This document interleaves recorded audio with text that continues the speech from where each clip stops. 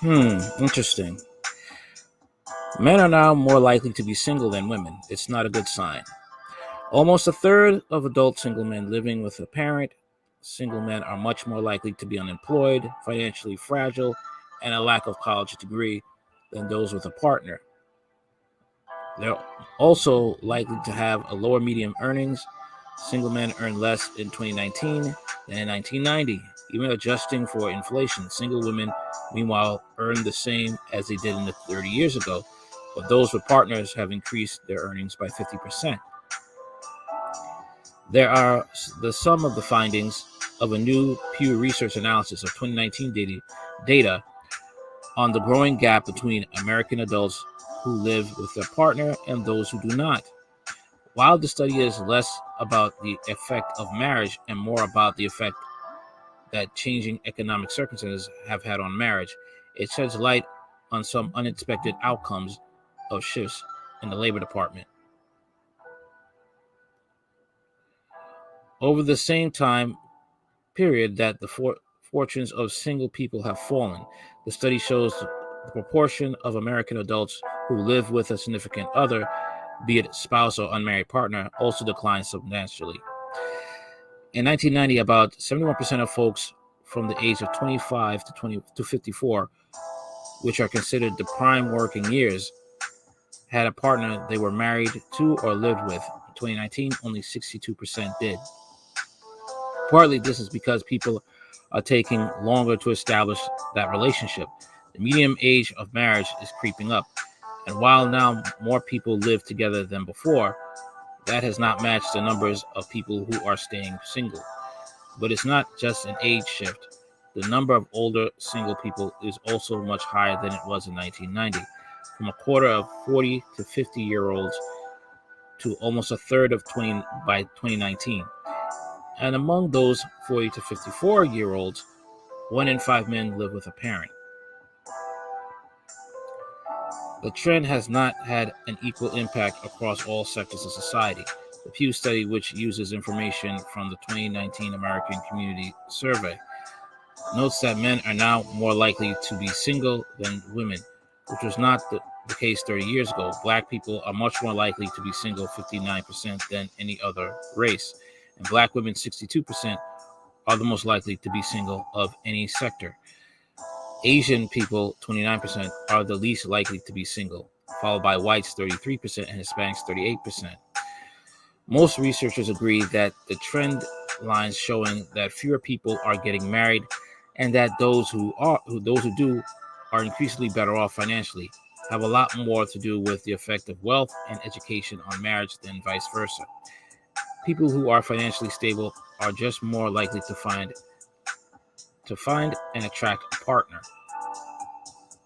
That is just the truth. It's not that marriage is making people richer than it used to be. It's that marriage is becoming an increasingly elite institution, so that people are increasingly only getting married if they already have economic advantages.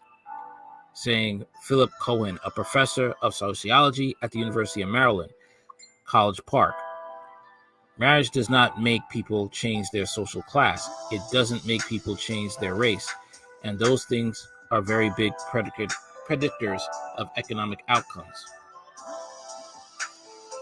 This reframing of the issue may explain why fewer men than women find partners, even though men are more likely to be looking for one. The economic pressures on men are stronger. Research has shown that an ability to provide financially is still more prized asset in men than in women, although the trend is shifting. Some studies go so far as to suggest that 30-year decrease in the rate of coupling can be attributed largely to global trade and the 30-year decrease in the number of stable and well-paying jobs for American men than it brought with it. that it brought with it. When manufacturing moved overseas, non-college educated men found it more difficult to make a living, and thus more difficult to attract a partner and raise a family. There's also evidence that coupling up improves the economic fortunes of couples, both men and women. It's not that they only have to pay one rent or buy one fridge, says some sociologists who study marriage. It's that having a partner suggests having a future. There's a way in which marriage makes men more responsible, and that makes them better workers, says University of Virginia sociology professor W. Bradford Wilcox, pointing to a Harvard study that suggests single men are more likely than married men to leave a job before finding another. The Pew Report points to a Duke University study that suggests that after marriage, men work longer hours and earn more. There's also evidence that the decline in marriage is not just all about being wealthy enough to afford it. Since 1990, women have graduated college in far higher numbers than men. The bachelor's of arts, the BA versus the non-BA gap has grown tremendously on a lot of things, in terms of income, in terms of marital status, in terms of cultural markers and taste, says Cohen. It's become a sharper demarcation over time, and I think that's part of what we see with regard to marriage. If you want to lock yourself in a room with somebody for 50 years, you might want to have the same level of education and just have more in common with them. Makes sense. That makes sense as well. Especially with these economic times, with COVID, people losing jobs, some men kind of give up. Others, they go into another field with trade, or others are just have to be content being single if they don't have the funds to have a relationship. Wilcox agrees. You get women who are relatively liberal, having gone to college, and men who are relatively conservative, still in a working class world. And that can create a kind of political and cultural divide that makes it harder for people to connect romantically as well. What seems to be clear is that the path to marriage increasingly runs through college. While the figures on single men's declining economic fortunes are the most sobering, they are not what surprised the reports the authors have made. It's quite startling how much the partnered women have now outpaced single women, says Richard Fry, a senior researcher at the Pew Research Center. About 43% of partnered women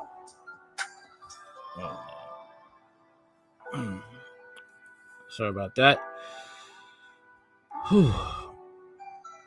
43% of partnered women have completed at least a bachelor's degree, compared to a third of single women.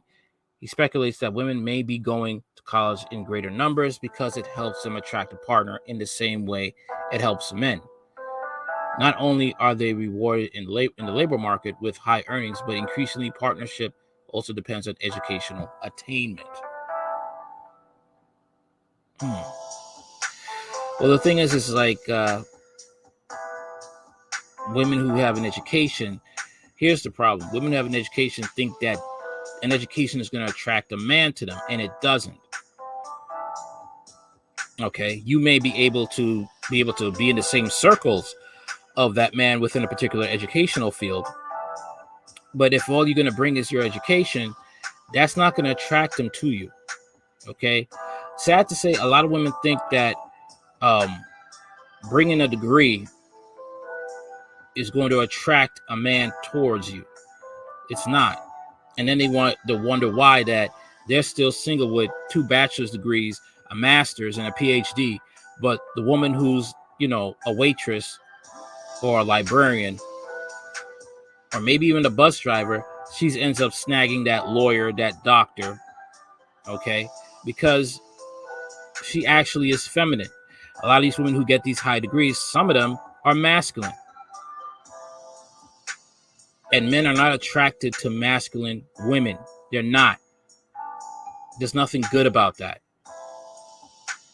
No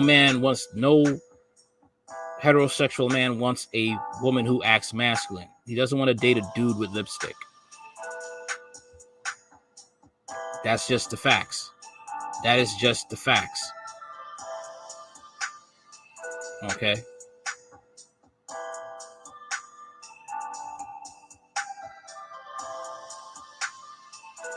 No man wants to do that. And this is what's messing women up. This is what, feminism has lied to women and said that if you get an education, men are going to want you. No, it's nice to education enhances your life, whether you're going to a trade school or going to a four-year university. That's it. That's all it's meant. It's meant for life enhancement financially. That's it. To get a man, you have to be feminine. To get a good man, you need to be feminine. If you're going to be masculine, you're going to get beat out. A lot of women don't understand that's the competition. That's the role. That's what they have to compete for. And they don't want to. A lot of women who are masculine will try to, do things as a man and think that a man's going to accept that. No. Worse is the fact that when you tell them these things, they think they could bully a man into wanting to be with them. That is sad. That just shows desperation. But what do you think about this article about how more men are single than women? And how women are more liberal, going to college, for them, and men are more conservative and they choose to be in a working class world for some. Let me know what you think in the comments. All right. Like, share, comment, and subscribe. Later. Hard Talk Radio on YouTube.